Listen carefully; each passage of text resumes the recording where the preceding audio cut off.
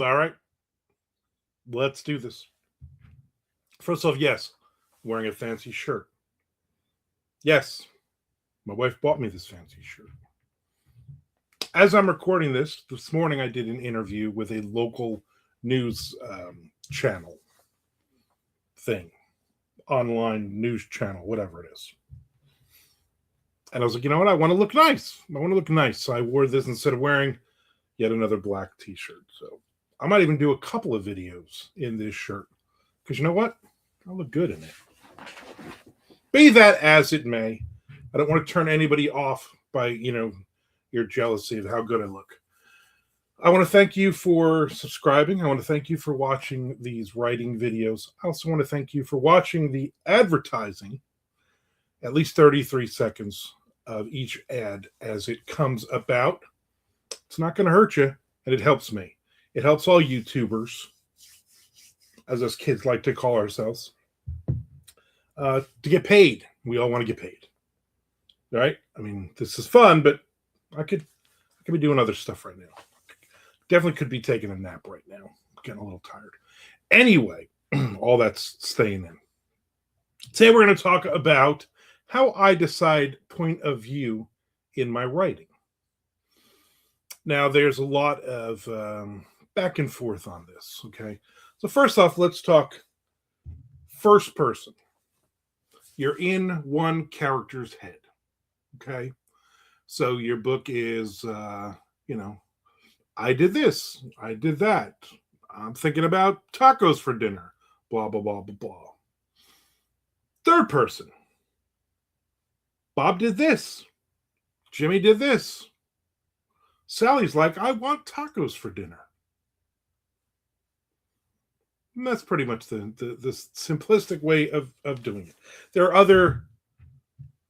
other way. We're going to talk first person, third person. I only write first person, third person. There's all kinds of other things. I've only ever written first person and third person.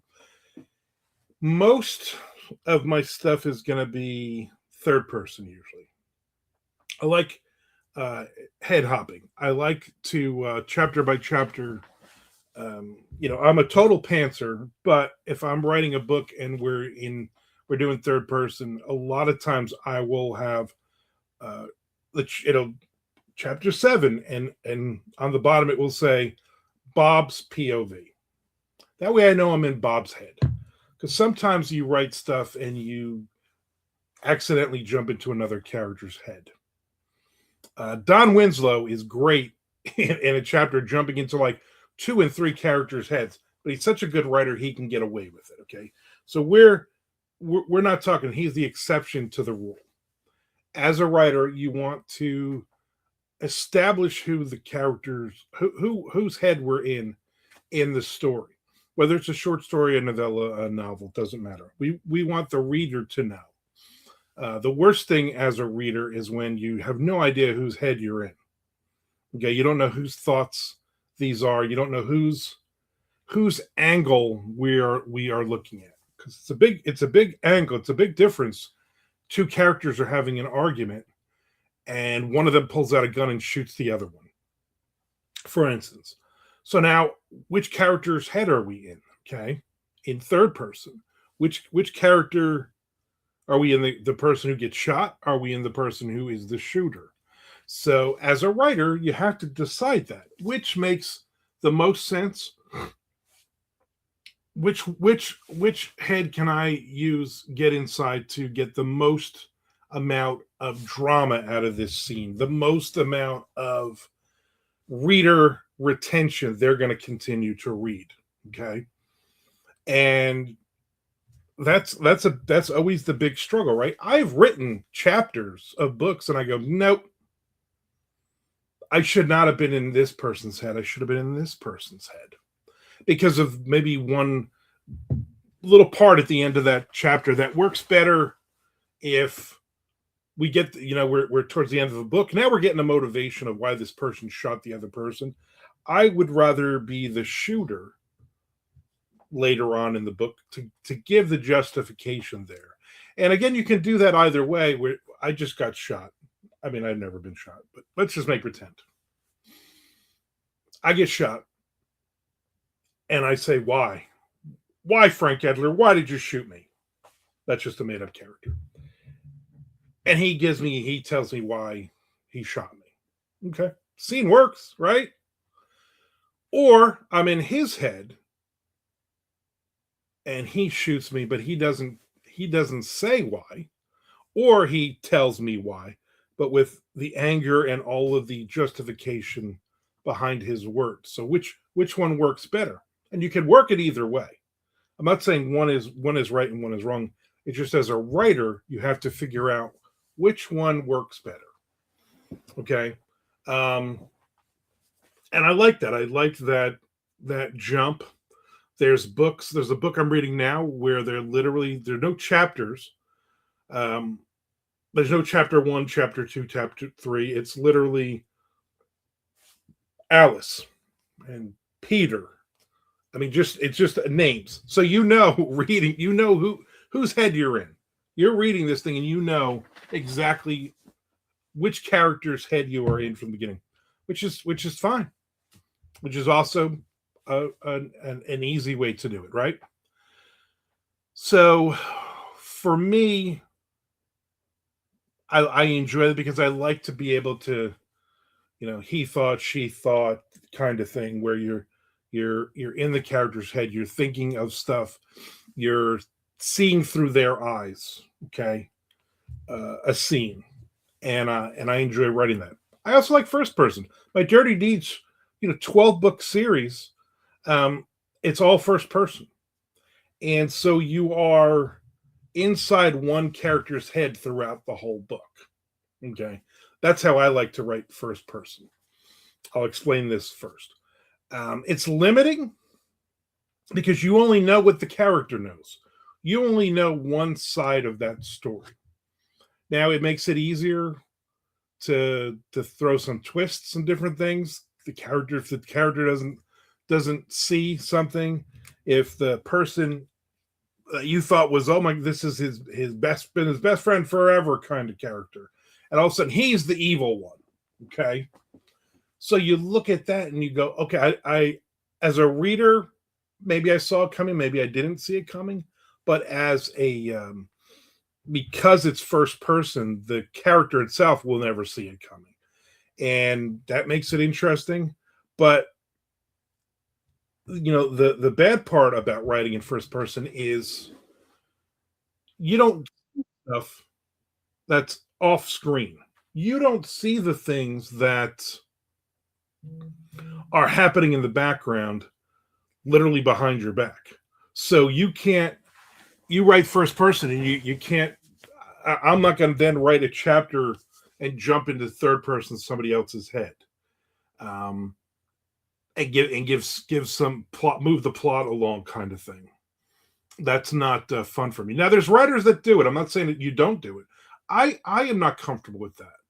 I can name a couple of writers off the top of my head. I'm not going to name them, but I think of their books and they will have their one main character, first person, all those chapters, and then third person is all the other characters around them. But they're good writers, so they can get away with it, and it's good. So again, we're here to break the rules, right? We all know the rules. Once you learn the rules of writing, do whatever you want with them, as long as it's a good book, as long as it's a good story, as long as it is entertaining us.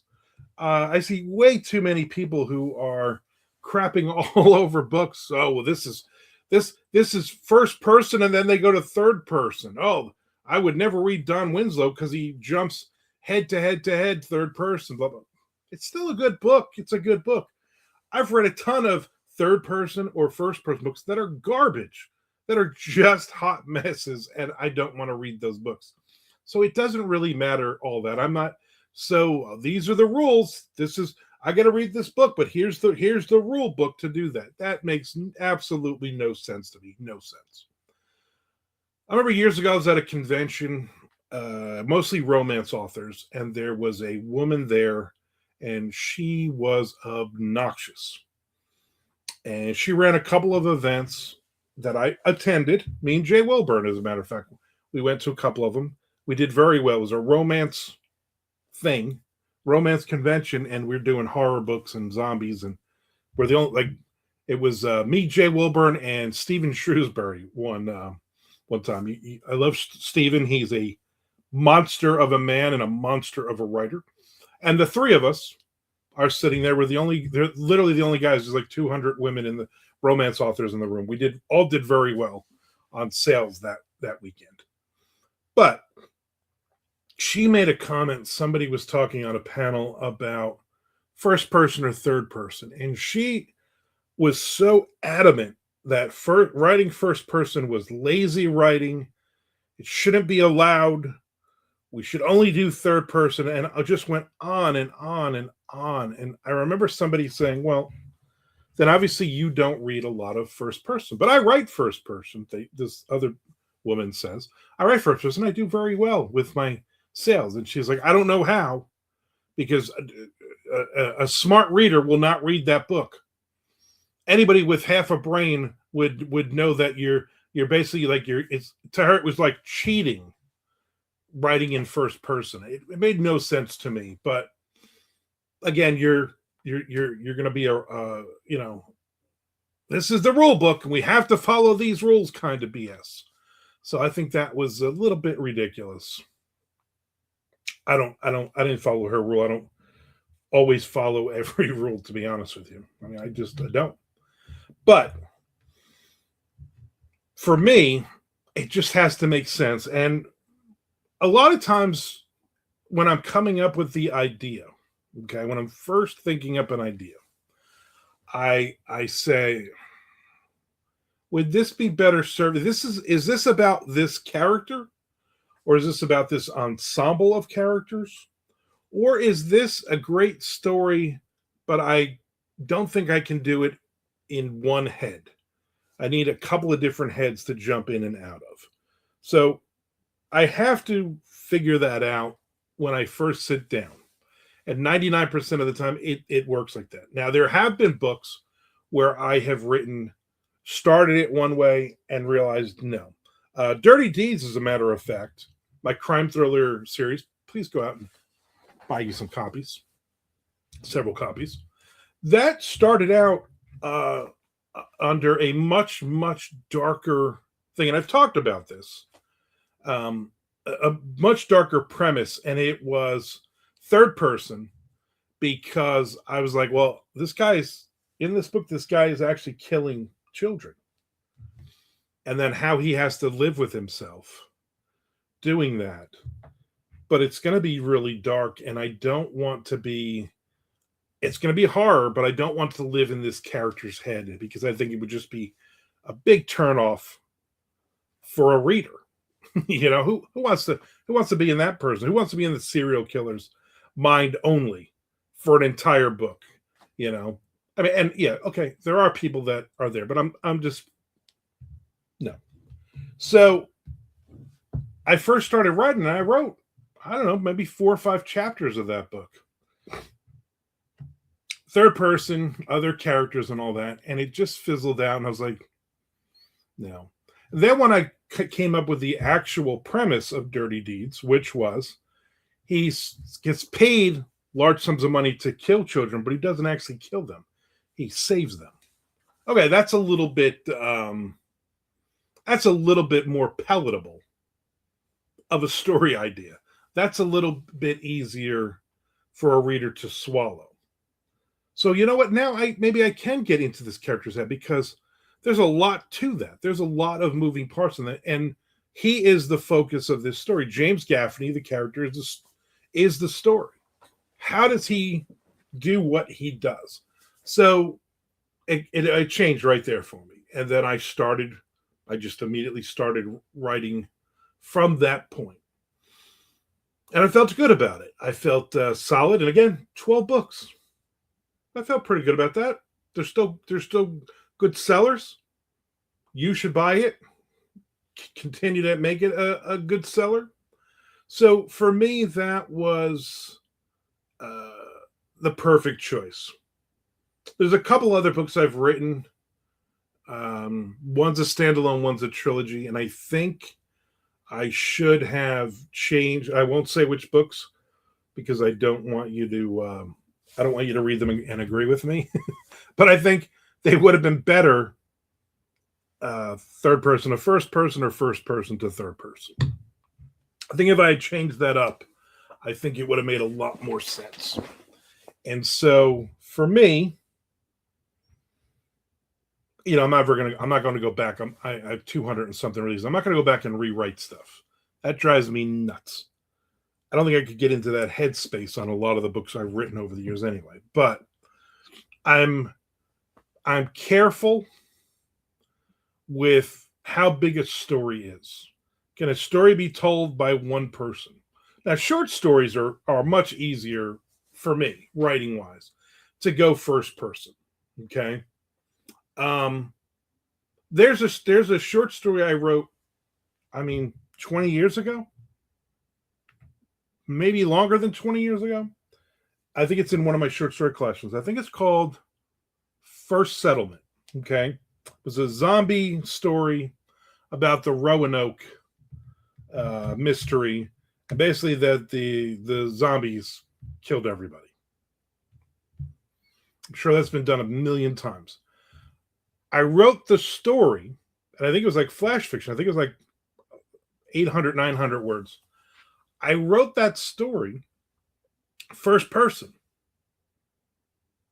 Except the person dies at the end. Spoiler alert. At the end of that flash fiction piece. And then I sent it to the publisher that I wrote it for.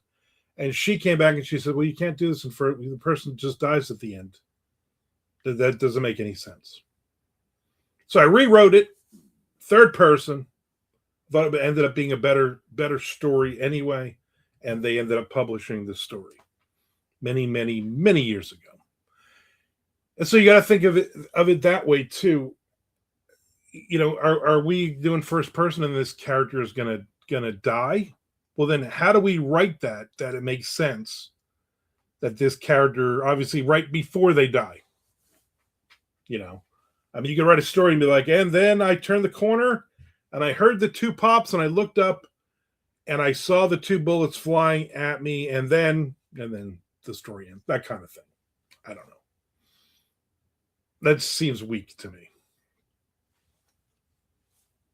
Usually when you're reading a story, you don't envision all the characters are going to get killed in it. Although whenever I watch any show with my wife, I'm always like somebody, we're watching a show now. We're watching a thriller show now set in Denmark, and two main characters, and the one character is killed. Like in the I don't know, 4 episodes into an 8 episode season.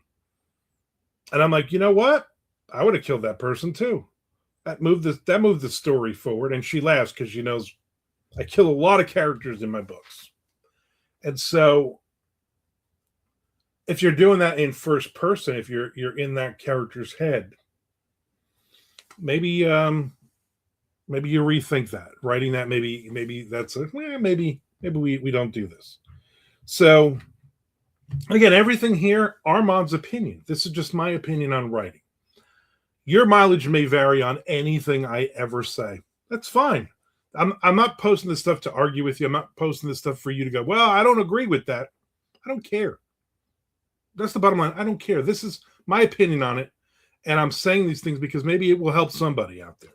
Maybe somebody is waffling back and forth between first person and third person. And somebody's never tried to get inside a character, has never written first person. They're like, you know what? Maybe I'll try. Maybe I'll give it a shot. If it put the thought in your head, we're fine. So, in closing,